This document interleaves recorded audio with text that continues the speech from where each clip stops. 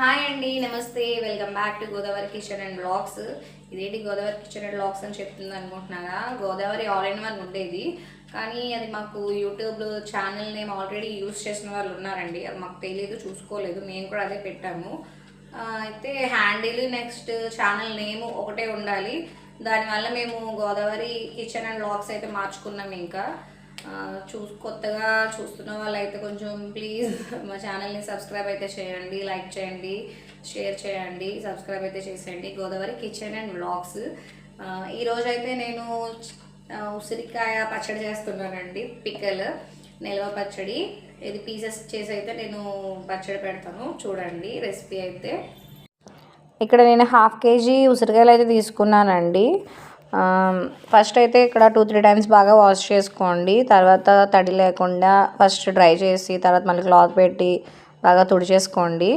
ఇక్కడ నేను ఉసిరికాయ పరంగా పెట్టట్లేదు పచ్చడి, నేను పీసెస్ చేసి అయితే పెడుతున్నాను.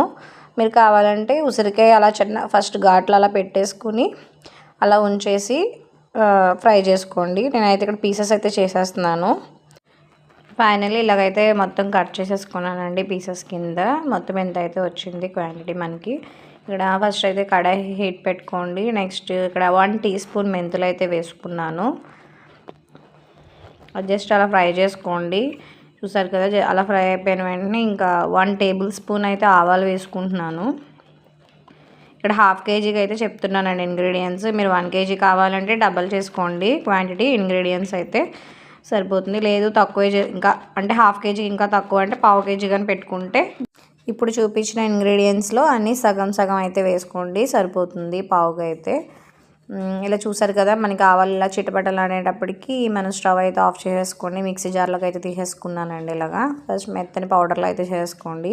ఇక్కడ అదే కడాయిలో అయితే ఇక్కడ ఒక గ్లాస్ ఆయిల్ అయితే తీసుకున్నానండి. ఈ గ్లాస్తోనే మనం కొలత చేసుకోవాలి, ఉప్పు కారం కూడానా. ఇక్కడ మీరు కుకింగ్ ఆయిల్ అయితే నేను తీసుకున్నాను. మీరైతే నువ్వుల నూనె కానీ పల్లి నూనె కానీ మీ ఇష్టం ఏది అవైలబుల్గా ఉంటే అది యూస్ చేసుకోవచ్చు. ఇక్కడ పచ్చడికి అయితే పల్లి నూనె అయితే బాగుంటుంది. అది ఇక్కడ మనకి హీట్ ఎక్కిన తర్వాత ఉసిరికాయ ముక్కలు వేసేసుకుని అలా ఫ్రై చేసుకోండి. ఎక్కువ ఫ్రై చేసుకోవద్దు, బ్లాక్ అయిపోయిందంటే పచ్చడి కూడా మనకి బ్లాక్గా కనిపిస్తుంది. ఇలా చూసారు కదా, ఇలా కట్ అయ్యేలా ఉంటే సరిపోతుంది. మనకి పచ్చడి ఎర్రగా ఉండాలంటే ఈ స్టేజ్లో అయితే దింపేసుకోండి. స్ట్రైన్ అవుట్ చేసుకుంటాను నేనైతే. ఇక్కడ ఆయిల్ వచ్చి నేను 250 ml అయితే తీసుకున్నానండి. ఇలా 1/2 kg ఉసిరికాయలు అయితే తీసుకున్నాం కదా, దానికైతే నాకు కరెక్ట్గా 250 ml ఆయిల్ అయితే కరెక్ట్గా సరిపోయింది. ఇక్కడ నెక్స్ట్ సేమ్ అదే ఆయిల్లో మనం పోపు అయితే వేసుకుందాం. ఇక్కడ 1 స్పూన్ ఆవాలు అయితే వేసుకున్నానండి. ఇక్కడ కొంతమంది జీలకర్ర యాడ్ చేసుకుంటున్నారు, మీ ఇష్టం, జీలకర్ర యాడ్ చేసుకుంటే వేసుకోండి. ఇక్కడ నాకైతే యాడ్ చేసుకోవట్లేదు. ఇక్కడ 7-8 ఎండుమిర్చి అయితే తీసుకున్నానండి. ఇలా కట్ చేసుకుని వేసుకోండి. అవి కూడా కొంచెం ఫ్రై చేసిన తర్వాత వెల్లుల్లిపాయ అయితే ఒక పెద్ద వెల్లుల్లిపాయ కచ్చబచ్చగా దంచుకొని అయితే వేసుకున్నాము. ఇక్కడ కరివేపాకు అయితే 3 ml కరివేపాకు అయితే తీసుకున్నాము. అది ఫస్ట్ మనం వాష్ చేసుకుని బాగా డ్రై చేసుకోండి. తడి లేకుండా మాత్రం చూసుకోండి, పచ్చడి పాడైపోతుంది. అలా వేసుకున్న చూసారు కదా, అలా ఫ్రై చేసుకోండి. 1 టీ స్పూన్ అయితే పసుపు యాడ్ చేసుకుంటున్నానండి. పసుపు కూడా వేసుకుంటే పచ్చడి అనేది మనకి కలర్ అనేది చాలా బాగుంటుంది. స్టవ్ అయితే ఆఫ్ చేసి పక్కన పెట్టేసుకోండి. ఉసిరికాయ ముక్కలు అండ్ పోపు కూడా పూర్తిగా చల్లారనివ్వండి. ఇక్కడ పింగాణి బౌల్ అయితే తీసుకుంటున్నాను. ఇందా గ్లాస్ చూపించాను కదా, అదే గ్లాస్తోని హాఫ్ గ్లాస్ అయితే కారం తీసుకుంటున్నాను. నెక్స్ట్ పావు వంతు అయితే సాల్ట్ అయితే తీసుకుంటున్నాను. చూసారు కదా, ఇక్కడ తడి లేకుండా చూసుకోండి. బౌల్స్ కూడా పింగాణి బౌల్. ఇక్కడ ఉసిరికాయ ముక్కలు చల్లారిపోయండి, అవి అయితే తీసుకుంటున్నాను.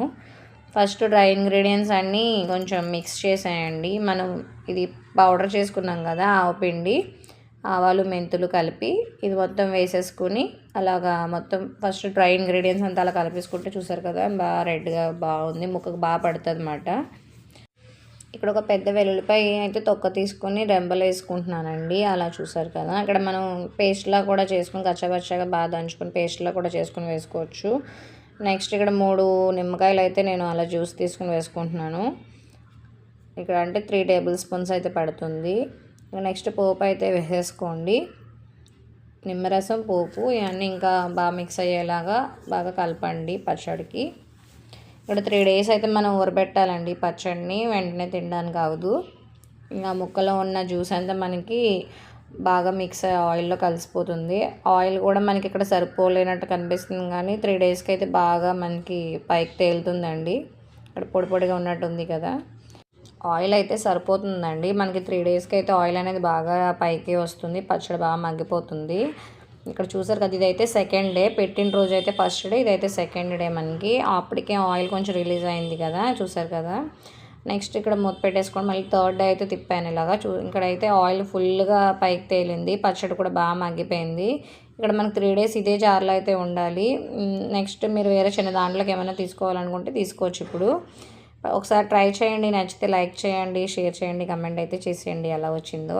సబ్స్క్రైబ్ అయితే చేసేయండి.